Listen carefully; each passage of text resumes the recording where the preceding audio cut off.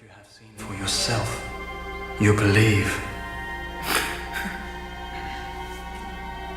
Blessed are they who have not seen me and still believe.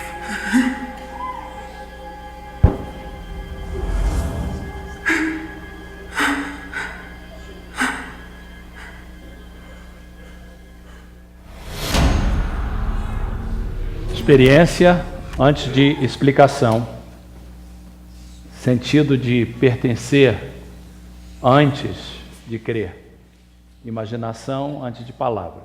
É o que Deus está fazendo. Essa é a Bíblia, pura Bíblia. Hoje, às 21h, em rede nacional, inclusive aqui na Bay Area, um dos lugares mais liberais contra o cristianismo. NBC, canal 3, estará mostrando ao vivo, não ao vivo, desculpe, às 9h, em rede nacional, esse episódio. Semana passada começou essa série que vai levar 12 semanas e as informações que nós tivemos que foi o programa mais visto no domingo passado na América, em todos os canais, foi esse. Deus está fazendo alguma coisa, irmão. Deus está fazendo alguma coisa. Deus está usando as rochas para clamarem.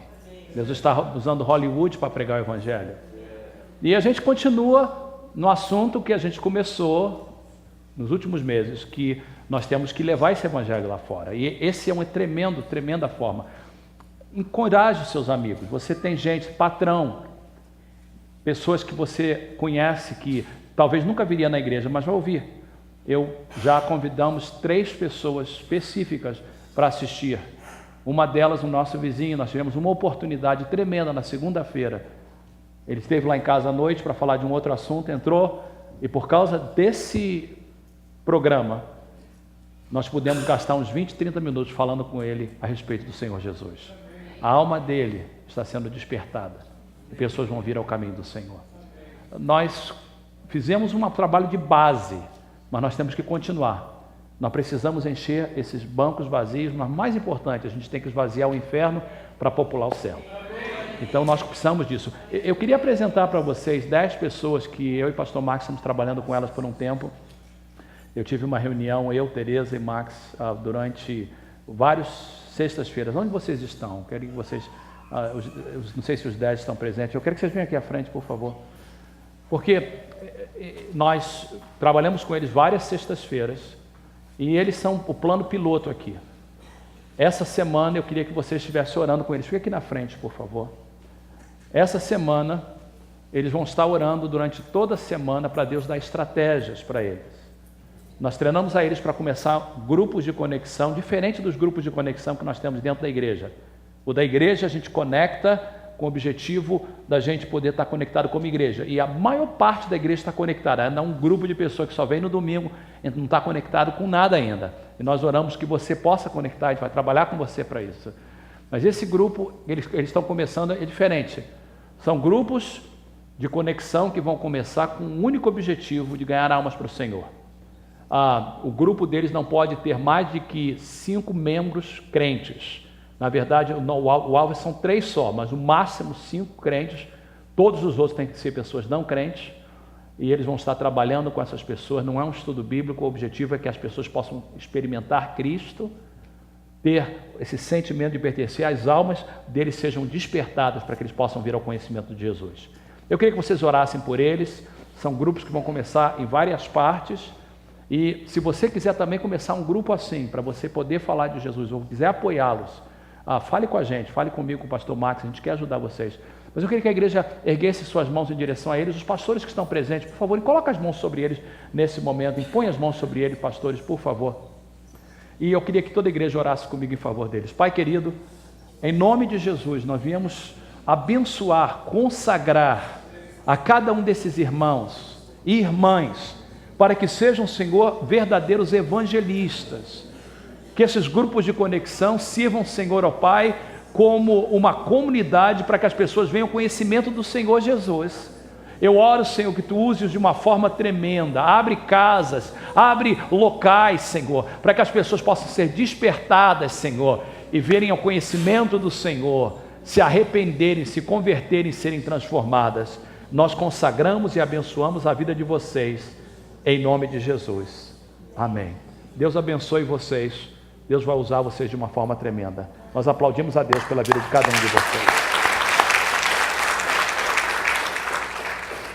Vamos usar todos os métodos, irmãos, necessários para a gente poder ganhar almas para o Senhor.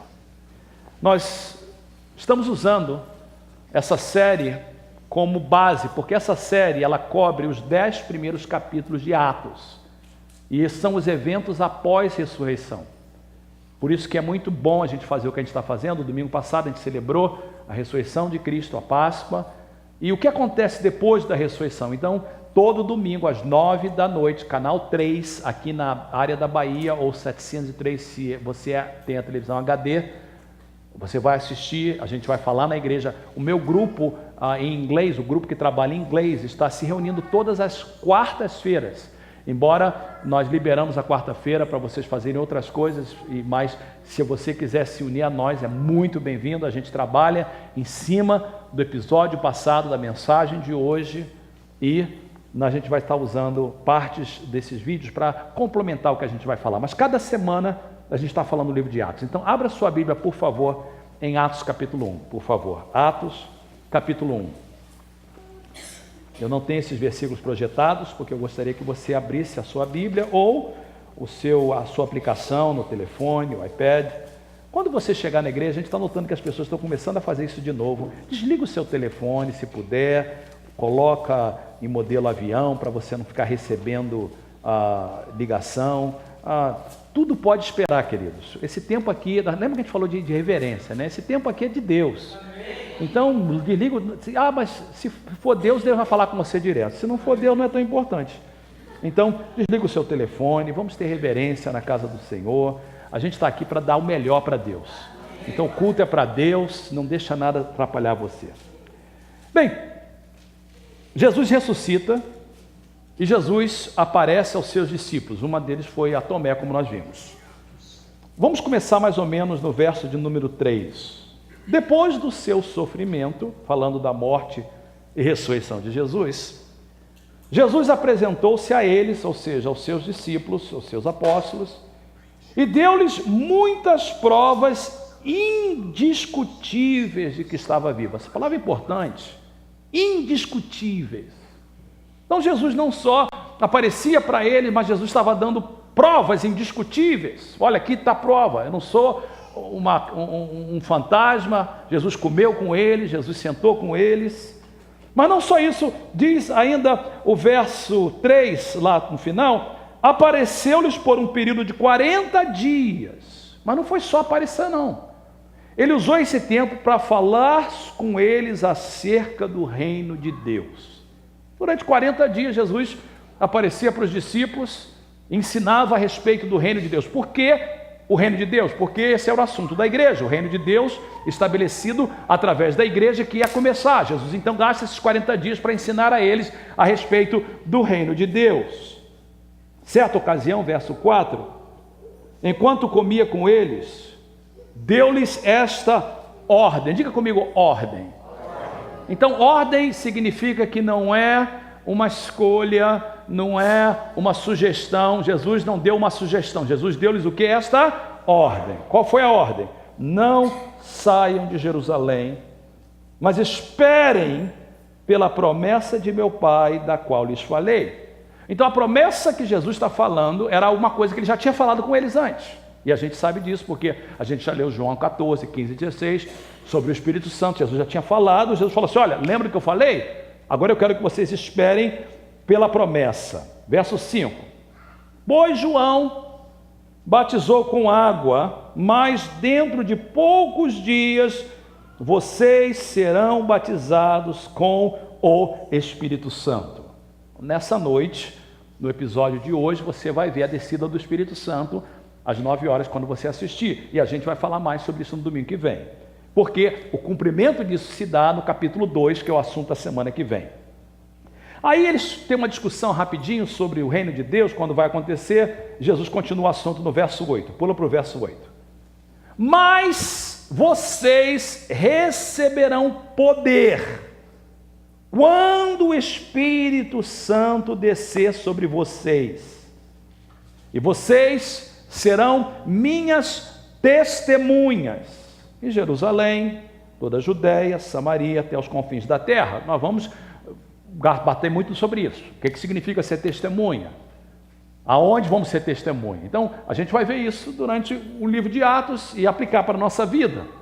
A nossa Jerusalém, a nossa Judéia, a nossa Samaria, testemunha com palavras, testemunha com atitudes, nova vida, maneira diferente de viver. Aí depois disso, Jesus falou assim para eles: olha, a ordem é essa, vocês ficam aí, esperam, a promessa vai vir, uma vez que ela venha, vocês vão estar habilitados com poder para ser testemunha, não só em palavras, mas em atitudes. Jesus então vai embora, e logo depois dele subir, 2 anjos entram em cena e falam a respeito da sua segunda vinda, que se torna parte fundamental na pregação da igreja depois que começa. Versos 9 a 11. Tendo dito isso, foi elevado às alturas. Então Jesus sobe. Enquanto eles olhavam, uma nuvem encobriu da vista deles. Então a nuvem cobriu Jesus, ele subiu para o Pai. Verso 10, eles ficaram com os olhos fixos no céu enquanto ele subia. De repente, surgiram diante deles 2 homens vestidos de branco.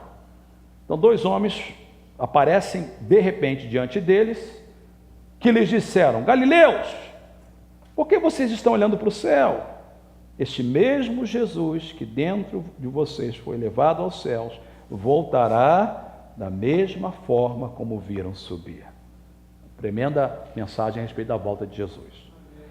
Aí, se você tem a sua Bíblia aberta, você vê que a história para, e quando você vai para o capítulo 2, nós temos a vinda do Espírito Santo no dia de Pentecostes, o cumprimento da promessa.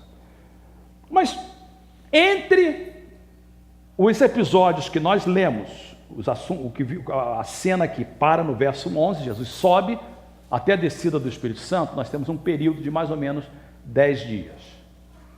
Desde que Jesus sobe até o Espírito Santo vir.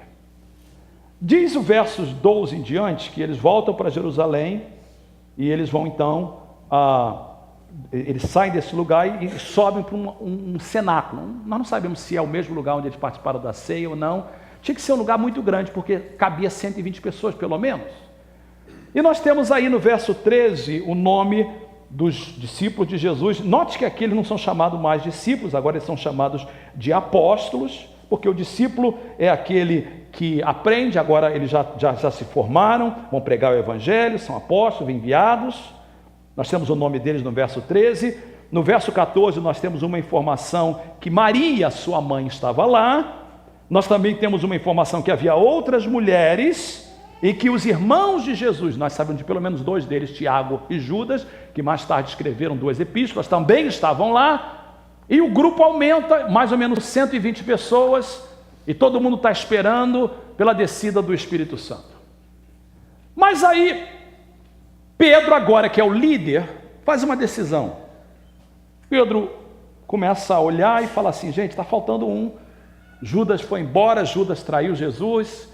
E eles começam a observar as Escrituras, porque diz aqui o texto que eles estavam em oração, em meditação, começam a olhar as Escrituras e falam assim: puxa, tudo o que aconteceu com Judas foi cumprimento de Escrituras.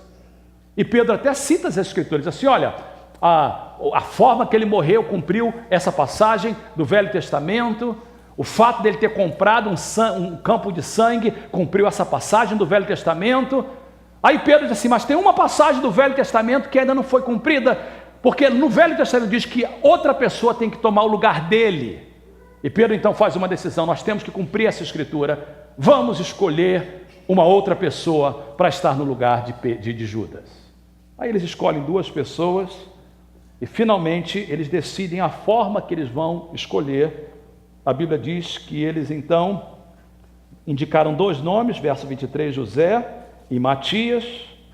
Fizeram uma oração, olha o verso 24, depois oraram: Senhor, Tu conheces o coração de todos, mostres qual destes dois tem escolhido para assumir este ministério importante.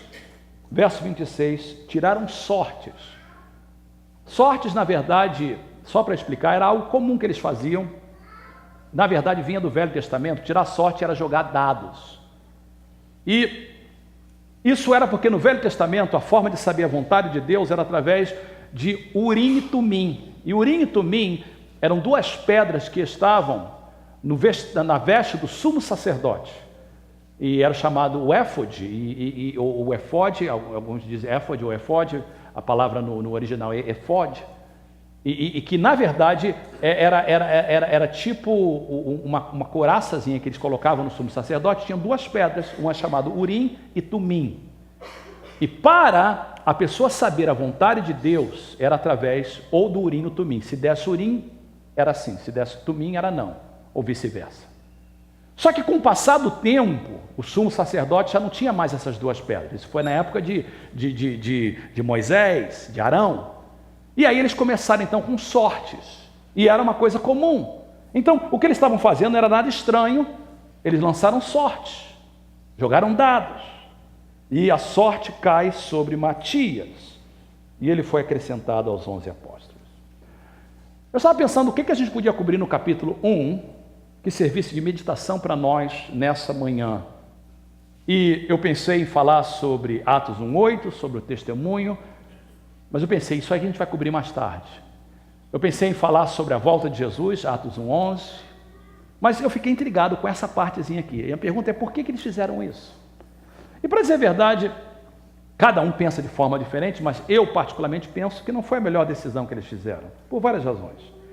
A primeira razão que eu acho que eles fizeram uma decisão errada é porque a ordem de Jesus claramente era esperar pela promessa, não fazer uma eleição.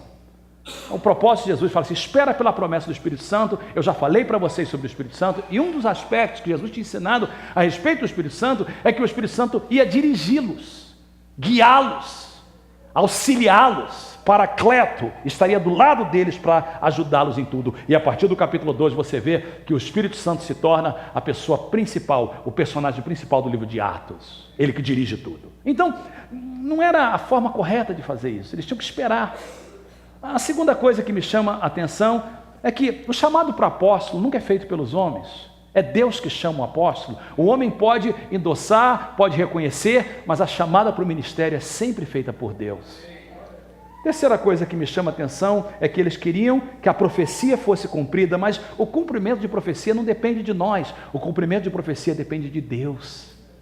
Quarta razão que eu acho que não foi correta, porque Matias nunca mais é mencionado. Nunca mais a gente sabe de Matias. Nós sabemos que ele foi para parte da Capadócia, para onde hoje é a Turquia, de acordo com a tradição, mas a Bíblia não fala mais dele. Mas tudo bem, tem outros discípulos que a Bíblia também não fala também deles. Mas eu penso que talvez a escolha de Deus seria outra. E a forma deles escolherem jogando dados ou sortes era uma coisa da velha aliança. Deus tinha alguma coisa melhor para eles. Deus tinha o Espírito Santo. Eu penso que talvez a escolha de Deus talvez seria Paulo, muitos pensam nisso, como verdadeiro apóstolo no lugar de Judas, mas nós não sabemos. Uma coisa eu sei, que eu acho que eles erraram em fazer essa decisão. Mas a minha pergunta é o seguinte, por que eles erraram? Aí eu começo a pensar, bem, a razão que eles erraram é uma razão que muitos de nós erramos também. E daí está a mensagem para nós hoje. E o título da minha mensagem hoje é Aprendendo a Esperar pela Promessa. No caso deles, a promessa era muito clara. Fiquem na cidade de Jerusalém, vocês vão receber o batismo com o Espírito Santo. 10 dias depois, o cumprimento da promessa chegou. Mas entre o cumprimento e a promessa nós temos 10 dias. No caso deles, eles fizeram uma decisão, talvez o dano não foi muito grande, mas se foi correto ou não, nós não sabemos, mas talvez não fosse o melhor. Mas se a gente olhar em outros casos na Bíblia, em que Deus faz promessa, em que até o cumprimento da promessa existe esse período de espera, e quando as pessoas ficam desesperadas, quando as pessoas ficam ansiosas, porque a promessa está demorando a chegar, a gente começa a fazer decisões. E algumas decisões que a gente faz são decisões até mesmo bem intencionadas. A gente ora, a gente busca Deus, a gente lança sortes. A sorte do crente hoje é: se eu abrir, aparecer a palavra sim, é porque Deus quer. Aí você abre a Bíblia e começa a procurar, não tem sim aqui. Se for não, é da carne. Ou a gente então fala assim, uma vez eu ouvi uma pessoa que fala assim: eu quero saber se Deus está ali. Se a primeira pessoa que passar tiver com roupa vermelha, é para mim fazer isso. Esse tipo de coisa, irmãos, não tem nada. Ele tem que falar assim: mas Gideão não pediu sinal, eu tenho que pedir sinal. Eu não estou dizendo que a gente não tem que pedir sinal, mas eu estou dizendo que a gente precisa ser mais direcionado pelo Espírito Santo. Nesse período de espera, a gente faz decisões que a gente às vezes quebra a cara. Eu já contei esse testemunho dezenas de vezes. Quem está na igreja há muito tempo já ouviu isso. Eu sempre queria ter uma casa aqui nos Estados Unidos. Era o meu sonho. Quando nós aceitamos ser pastores, nós éramos muito novos, 21 anos de idade. E a igreja nunca pôde nos dar um salário que poderíamos nos dar uma casa. E Deus tinha falado comigo, quando eu fui chamado para o ministério com 17 anos de idade, Deus falou comigo uma coisa muito específica, que não tem nada a ver com ninguém, tem a ver comigo. No dia que Deus me chamou, eu me lembro como se fosse hoje, San Diego, na Califórnia, no chamado para o ministério, Deus falou assim: e eu tenho mais uma coisa para você, você vai ser pastor, e você não pode fazer nada que não seja envolvido com o ministério. Outros pastores podem trabalhar secularmente em várias coisas, eu não tenho essa permissão de Deus. Eu posso trabalhar para sustentar, e eu fiz isso, eu trabalhei durante muito tempo. Eu me lembro que eu trabalhei como pintor, eu trabalhei com outras coisas para poder suplementar o meu salário. Mas o ministério, Deus falou comigo quando me chamou com 17 anos de idade. Deus falou comigo: você tem que fazer só isso. Então, eu me lembro que a gente morava em Fremont, numa casa subsidiada pelo governo, e o meu desejo era sempre ter uma casa. E eu falei para a Tereza, o salário da igreja nunca vai nos dar condições da gente comprar essa casa. E o que aconteceu então é que ela falou assim: então faz o seguinte, pega o dinheiro que eu trabalho e guarda todo esse dinheiro, você se vira para pagar tudo, e o dinheiro que eu vou ganhar, a gente vai guardar para comprar uma casa. A gente foi guardando através dos anos, foram anos. E eu me lembro como se fosse hoje, a gente conseguiu guardar $10 mil. Naquela época, $10 mil era muito dinheiro. Mas não era suficiente para comprar uma casa. Não dava nem para dar a entrada de uma casa. E aí na igreja tinha um irmão muito abençoado, nada errado com ele, e ele veio para mim e falou assim: pastor, eu quero abrir uma, na época, pizzaria, igual de Limousine hoje, era pizzaria, todo mundo queria abrir pizzaria. Esse irmão veio para mim e falou assim: vamos abrir uma pizzaria, pastor, e porque você pode entrar comigo e tal. A gente chegou em casa, oramos sobre isso, pensamos sobre isso, e a gente fez uma decisão: essa é a forma que Deus vai nos dar a casa. E a gente orou, consagrou, orou, mas esqueceu do que Deus tinha falado para a gente. Pizzaria não tem nada a ver com o ministério. E aí nós entramos numa sociedade, gastamos os 10 mil, os 10 mil não foi suficiente, nem o dele foi suficiente, começamos a pegar dinheiro em cartão de crédito. No dia que a gente abriu a pizzaria, nós compramos uma pizzaria em Livermore. Depois de 3 meses vimos que não dava certo, falou: não, o negócio é São Francisco, venha para São Francisco. Ficamos 1 ano tentando pegar legalização. Quando nós abrimos a pizzaria, mais de $90 mil de dívida. E só eu e Tereza estávamos com mais de 60 mil no cartão de crédito pendurado. E eu me lembro que a gente falou assim: nós vamos consagrar isso a Deus, Deus está nisso. No dia que a gente abriu a pizzaria, todo mundo da igreja foi lá comer uma pizza de graça, consagramos, oramos, ungimos, falamos em língua, prometemos a Deus que nós não só iríamos dar o nosso dízimo, mas o dízimo da pizzaria. E abrimos a pizzaria. E as coisas foram de mal a pior, de mal a pior. Até que um momento a gente estava orando e Deus falou assim: você é como Jonas dentro do navio, naquela pizzaria. Sai de lá. E a gente pediu perdão ao Senhor. Pedimos perdão ao Senhor por termos desobedecido a Ele, porque fizemos uma decisão sem esperar na promessa de Deus. Deus tinha uma promessa. Deus falou para a gente que Ele ia nos dar uma casa, mas não dessa forma. Nós vendemos a pizzaria só para pagar as dívidas da pizzaria, mas ficamos pendurados.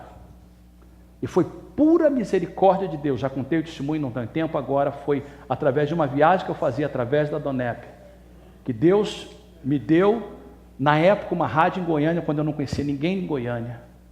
E daquela rádio, mais tarde, ela foi vendida e eles me deram, o ministério me deu esse valor, e foi com esse valor que eu pude pagar a dívida que ficou pendurada há anos e comprar a primeira casa em Newark, que depois nós vendemos e usamos o dinheiro para comprar a casa que nós estamos aqui. Pura misericórdia de Deus, mas durou muitos anos porque a gente fez a decisão errada. Nós não ouvimos de Deus. Alguém diz assim, pastor, mas isso é assim mesmo, quando você abre um negócio. Alguns anos atrás, eu fui falar com a pessoa que comprou essa pizzaria, o dono da North Beach Pizza. Eu encontrei ele uns 3 anos atrás e eu falei para ele assim, você ainda tem aquela pizzaria na Taraval? Ele disse, tenho, minha esposa é quem está encarregada dela. E ele disse assim, a pizzaria que mais me dá dinheiro, de todas as pizzarias que eu tenho, é a da Taraval. Aí eu contei para ele um pouquinho dessa história e falou assim, então, não sei com você, mas lá que é que dá mais dinheiro. Talvez ele era o melhor, sei lá, mas eu sei que é uma coisa espiritual. O que eu estou tentando dizer é o seguinte, gente, entre o período da espera até o cumprimento da promessa, vem um período, da promessa, até o cumprimento, há um período de espera, e a gente não pode desesperar. Você conhece a história de Abraão? Deus prometeu a ele 75 anos, você vai ser pai. 86, ele esperou, nada aconteceu, ele faz uma coisa que era comum na época. Sara diz, você então vai ter filho através da minha serva. Isso era comum na época. Não era nada errado na época, não era adultério na época, mas não era a vontade de Deus, não era o que Deus queria. E o que acontece então? Sara teve um filho, passaram-se mais 13 anos, com 99 Deus falou, agora é o cumprimento da promessa. Com 100 anos Isaac nasce, mas a besteira já tinha sido feita. E a consequência da besteira foi Ismael. E o problema que deu para Abraão ter que lidar com Ismael e com Isaac, com Sara e com Agar. E esse problema está até hoje com a briga dos árabes e os judeus, os muçulmanos e os judeus. Que coisa terrível. Pensa na sua vida de decisões erradas que você fez porque você não esperou.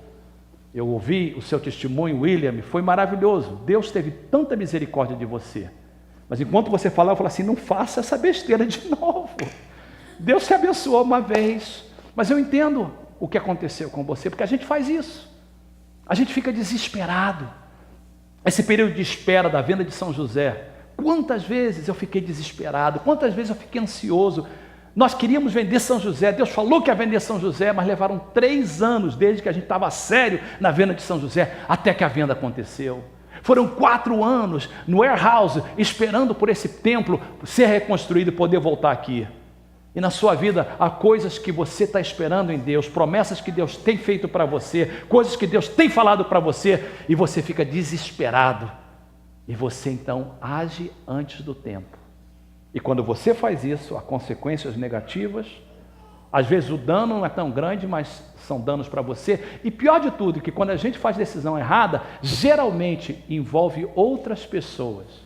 Outras pessoas passarão pelas consequências por causa de você.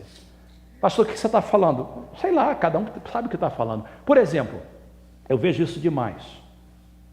Casar com a pessoa errada porque está desesperado.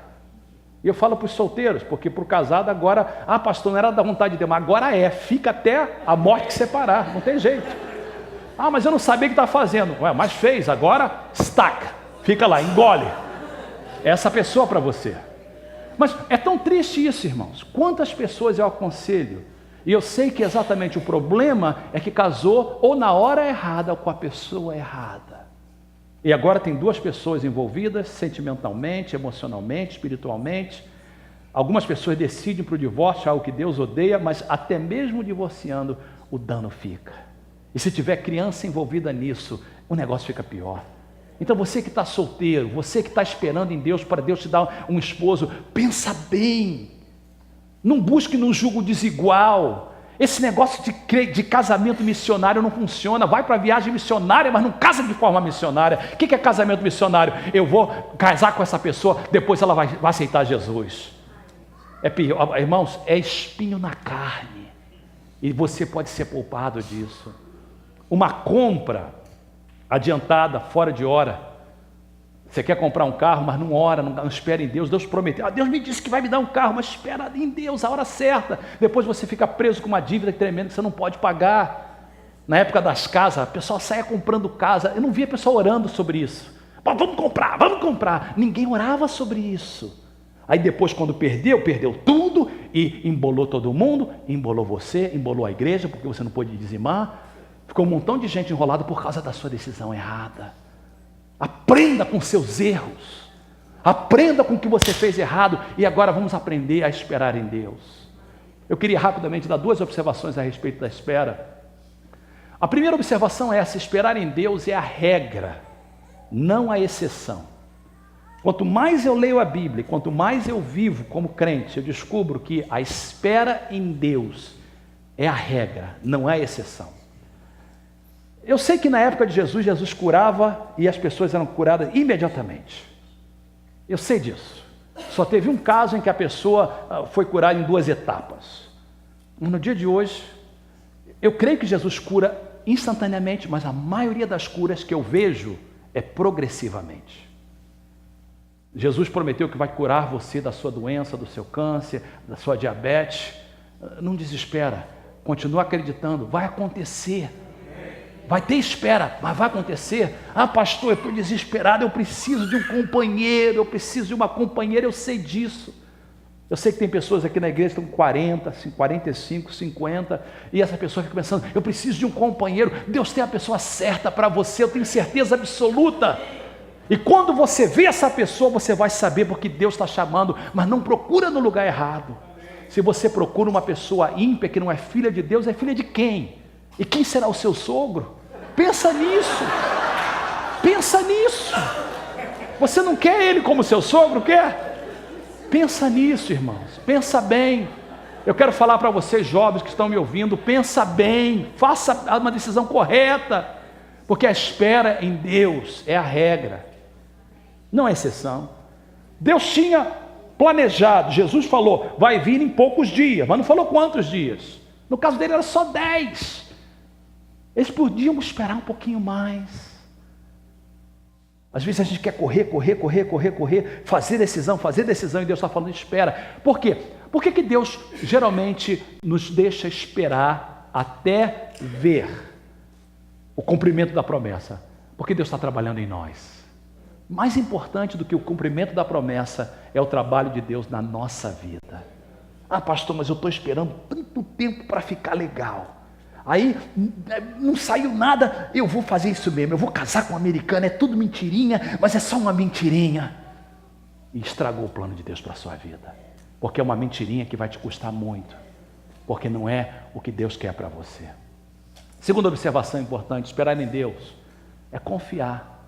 Não desesperar. Eu preciso de ouvir isso para mim, não é só você. Eu preciso de ouvir isso para mim. Durante os 3 anos de espera, às vezes eu desesperei. E é nesse momento que eu tenho que lembrar, alma, espera em Deus. Alma, fica com... Deus prometeu, o que Deus prometeu Ele vai cumprir. Deus não é um homem para que minta, nem filho do homem para que se arrependa. Se Deus falou, Ele vai cumprir. Uma coisa disse Deus 2 vezes ao ouvir, que o poder pertence a Deus. Deus falou para Jeremias, eu velo pela minha palavra para cumprir. E se Deus prometeu algo, Ele vai fazer, irmãos. Quantos podem dizer amém? Eu amo essa passagem em Filipenses. Olha ali comigo, por favor. Não se preocupem com nada. Queridos, repita essa frase comigo. Não se preocupem com nada. A gente precisa de ouvir isso essa semana. O Espírito Santo vai dizer isso para você essa semana.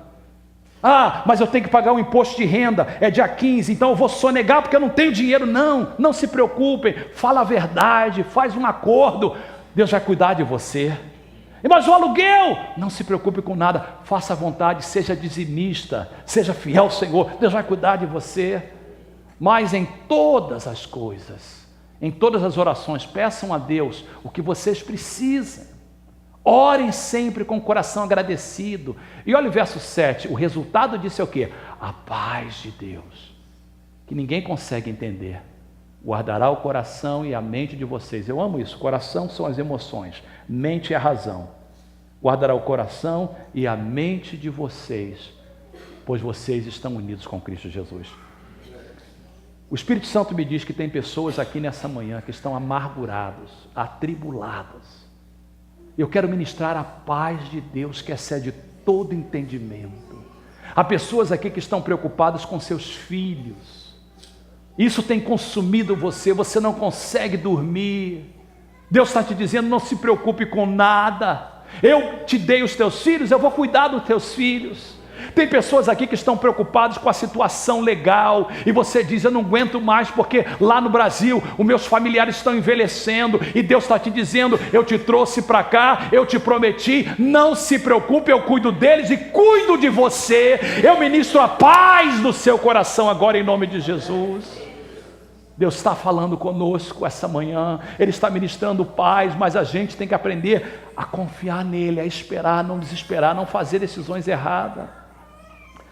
Eu amo o Salmo 62, e eu queria olhar ele com vocês juntos. Você não precisa abrir a Bíblia, eu tenho ele projetado para você, porque o salmista, Davi, ou quem escreveu, ele traz uma exortação à sua alma para esperar. É assim que ele diz assim, somente em Deus eu encontro paz, é dele que vem a minha salvação. Somente Ele é a rocha que me salva, Ele é o meu protetor, eu nunca serei derrotado. Aí no verso 5 ele diz assim, somente em Deus eu encontro paz, e nele ponho a minha esperança. Somente Ele é a rocha que me salva, Ele é o meu protetor, eu nunca serei abalado. A minha salvação e a minha honra depende de Deus. Ele é a minha rocha poderosa e o meu abrigo. Confie sempre em Deus, meu povo. Abra um coração para Deus, pois Ele é o nosso refúgio. Eu queria que vocês vissem e entendessem que esse salmo é uma poesia hebraica. E ela está em paralelismo, e paralelismo é uma repetição sem ser repetitivo. Olhe cuidadosamente, olha o verso 1 em paralelo com o verso 5. Somente em Deus eu encontro paz. Verso 5, somente em Deus eu encontro paz.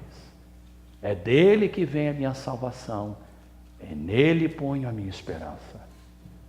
O salmista está dizendo alguma coisa fabulosa para a gente, irmãos. Na verdade, a tradução da NVI, ela mudou um pouco o original, porque no original diz assim, minha alma espera em Deus para encontrar paz, somente nele. Mas a gente pode usar essa tradução sem nenhum problema e aprender também algo tremendo nela. Somente em Deus encontro paz, significa o seguinte, que a nossa paz não depende da economia, a nossa paz não depende do médico, a nossa paz não depende de Obama, muito menos de Dilma. A nossa paz depende de quem, irmãos? De Deus. Depende de Deus. A gente fica chateado com a política no Brasil, o que está acontecendo, mas irmãos, quem está em controle da nossa vida? Deus. A gente tem orado por você, Ednilson. Ednilson recebeu uma notícia ruim. É Deus. Deus está em controle. Deus vai te dar paz, e eu creio na sua cura. Estou contente de ver o Valmir aqui essa manhã. A gente tem orado por ele. É Deus, é Deus, é Deus, é Deus. Somente em Deus. Dele vem a minha salvação. Nele eu ponho a minha esperança. Olha o verso 2 em paralelo com 6. Somente Ele é a rocha que me salva. Ele é o meu protetor. Eu nunca serei derrotado. E ele repete no verso 6. Somente Ele é a rocha que me salva.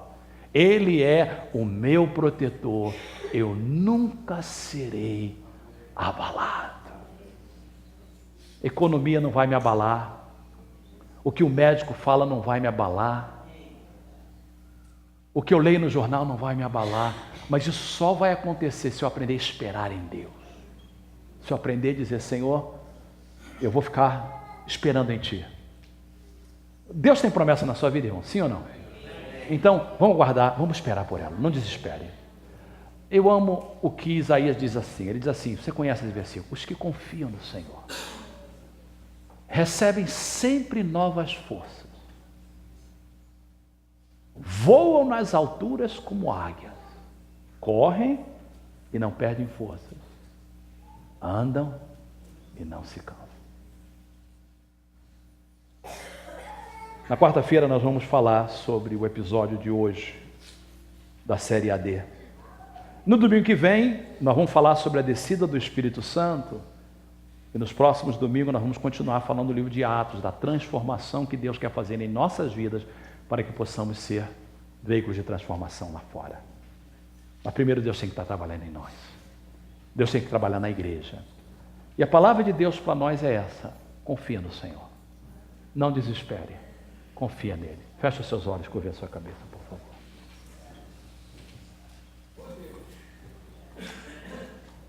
Deus tem promessas para nós como igreja. Deus tem promessa para você como indivíduo. Eu quero ministrar na sua vida nesse momento. Mais tarde, depois dos dízimos e ofertas, nós vamos fazer o altar. E haverá um grupo de pessoas aqui na frente para orar por você e ministrar especificamente na sua vida. E eu quero orar por você, se você está aqui nessa manhã e precisa de oração pastoral. Mas agora eu quero orar por todos, por você que está assistindo em casa através desse vídeo que alguém passou o link para você. Porque Deus quer falar alguma coisa para nós. Quando eu orava essa manhã em favor desse culto, a palavra que vinha no meu coração é paz que excede todo entendimento. Deus quer trazer paz, mas para que Ele possa trazer paz, você tem que aprender a confiar. E é interessante como Deus trabalha. O José, que escolheu os cânticos dessa semana, e o grupo que ensaiou não sabia de nada. E o primeiro cântico hoje falava sobre esperar em Deus. Eu quero ministrar para você a paz que excede todo entendimento. Eu quero ministrar para você, mãe, para você, pai, em prol do seu filho. Há uma mãe que está tão atribulada aqui nessa manhã. Eu ministro paz no seu coração. Há jovens desesperados. Eu ministro paz no seu coração. E a todos nós essa manhã, nós falamos a nossa alma, confia no Senhor, somente Ele é o nosso refúgio. Eu ministro a vários pais aqui, que choram em favor do seu filho. O Espírito Santo manda te dizer, para de tentar fazer algo, porque quanto mais você faz, pior fica. Os erros do passado não podem ser corrigidos através de outros erros.